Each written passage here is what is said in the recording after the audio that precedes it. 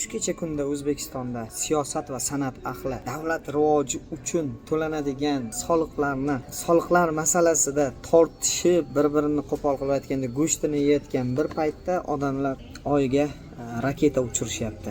Soliqlar davlat uchun to'lanadi-ku, davlat rivoji uchun to'lanadi-ku. To'g'ri, undan hozirgi hukumatda ba'zi bir shaxslari to'g'ri maqsadda foydalana olmayapti, lekin o'sha kadrlar, ya'ni to'g'ri foydalanishni biladigan kadrlar kelyapti va o'sha kadrlar o'qitilishi uchun ham mana shu soliqlar kerak. Men Amerikadaman va shunaqa zo'r kadrlar o'qib, xudo xolos yetishib boryapti. Men ko'zim oldida ko'ryapman. Nima deydi? Shu o'rinda bizda hozir soliqdan nolimaydigan qatlamimiz bor. O'rta qatlam deydi.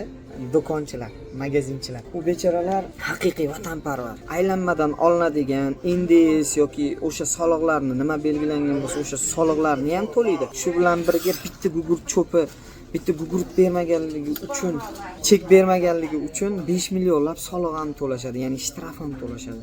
Lekin shularni birontasi chiqib to'lamaymiz, yo'q deyishmayapti. Ya'ni bizani xalqimizni xizmatini qilishyapti o'sha tadbirkorlar. Men ham tadbirkor bo'lganman, 3-4 do'konlarim bo'lgan. O'sha payt aylanmadan ham soliq to'lardim. Haftasiga hech bo'lmaganda bitta do'konimni shtraf qilib ketishardi. 5 million haftasiga davlatga shtraf ham to'lardi, ya'ni soliq byudjetga. Nolimaganmiz. Shuning uchun o'zlaringizda bo'lib, o'zlaringizdan bilib soliq to'layveringlar.